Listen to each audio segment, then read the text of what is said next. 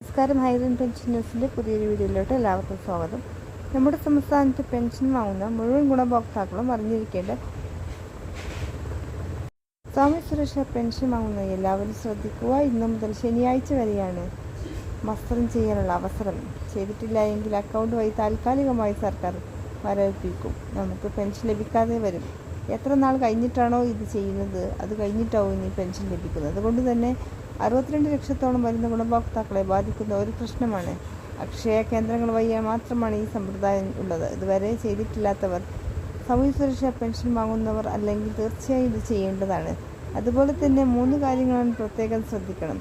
സർക്കാരിൻ്റെ പരിശോധന നമ്മുടെ വീടുകളിലേക്ക് എത്തുന്നു.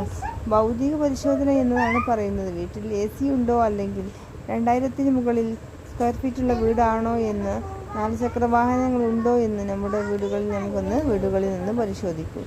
എന്നിട്ടാവും നമുക്ക് പെൻഷൻ ലഭിക്കുക. ഉദ്യോഗസ്ഥർ പരാതി ലഭിച്ച വീടുകളിലാണ് ആദ്യ പരിശോധന നടത്തുന്നത്. ഇപ്പോൾ പല മേഖലയിലും പരിശോധന നടത്തിക്കൊണ്ടിരിക്കുന്നു. ഇനി മുതൽ അർഹതയുള്ളവർക്ക് മാത്രമായിരിക്കും 1600 രൂപ ലഭിക്കുക. അതുകൊണ്ട് തന്നെ നമുക്കെല്ലാവർക്കും പരാതികൾ പറയാനുള്ള അവസരം.